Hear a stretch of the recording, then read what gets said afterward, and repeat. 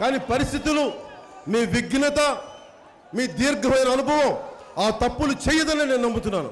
అందుకే సభాముఖంగా తెలియజేస్తున్నాను మీకు, దయచేసి పోలీస్ వారికి కానీ పోలీస్ వారిని అడిగితే మాకు ముఖ్యమంత్రి పేషి నుంచి మాకు ఆదేశాలు వస్తున్నాయి, మేము తప్పట్లేదు అని, ఇబ్బందులు పెట్టడానికని ఫ్లెక్సీలు చించేస్తున్నారు, జన సైనికులను బెదిరిస్తున్నారు పెందుర్తిలో కూడా.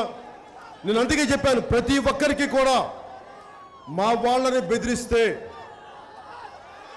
నేను మెత్తడి వ్యక్తినే, శాంత స్వభావుణ్ణి, తగ్గి మాట్లాడతాను, తల వంచుతాను, అవసరమైతే తల కూడా తీస్తాను, మర్చిపోకండి.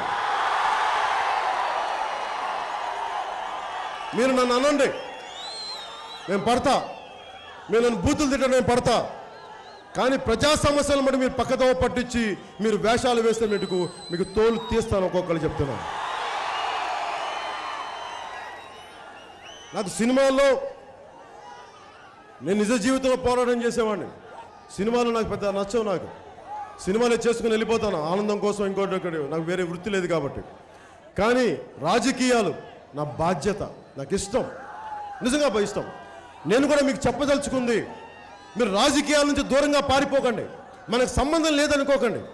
ఈ రోజున డంపింగ్ యార్డ్ ఉంది మనకి రామచంద్రనగర్లో కానీ జగజ్జీవన్ రామ్, మరి దానికి ఎవరు మాట్లాడతారు దాని గురించి? మన సమస్య అది. ఉక్కు నిర్వాసితుల సమస్య ఉంది, దాన్ని ఎవరు మాట్లాడతాడు? మనమే మాట్లాడాలి. రాజకీయాలకి సంబంధం ఉంది మన జీవితం. మనకి ఈ రోజున మీకు విద్యార్థులకి ఒక స్కాలర్షిప్ కావాలి, ఒక సీట్లు కావాలి, ఉపాధి కావాలంటే రాజకీయాలతో ముడిపడి ఉంది. అందుకనే మీరు రాజకీయాలని మన జీవితంలో భాగం అవ్వాలి, పారిపోవద్దు. నేను వీళ్ళతో గులాంగిరి చేస్తే, వీళ్ళు నమస్కారం పెడితే నాకు చాలా బాగా చూసుకుంటారు, నాకు వీళ్ళ ఎదురు దెబ్బలను తీసుకుంటాను. కానీ ప్రజా సంక్షేమానికి, ప్రజలకి న్యాయం జరగడానికి నిరంతరం జనసేన పార్టీ ఉంటుందని తెలియజేసుకుంటాను. అలాగే ముఖ్యంగా గాజువాకలో కాలుష్యం ఉంది, అది పిట్టవానిపాలి గ్రామం దగ్గర నుంచి ఎన్టీపీసీ కాలుష్యం దగ్గర నుంచి కానీ, మన డంపింగ్ యార్డ్ కాలుష్యం కానీ,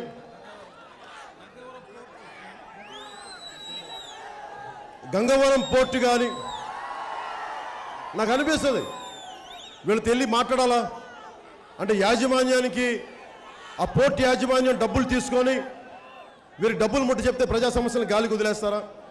ఓట్లే ప్రజలకు కావాలి, ఆరోగ్యాలు అవసరం లేదు. ఈ రోజున ముఖ్యమంత్రి గారికి 2050 విజన్ అంటున్నారు.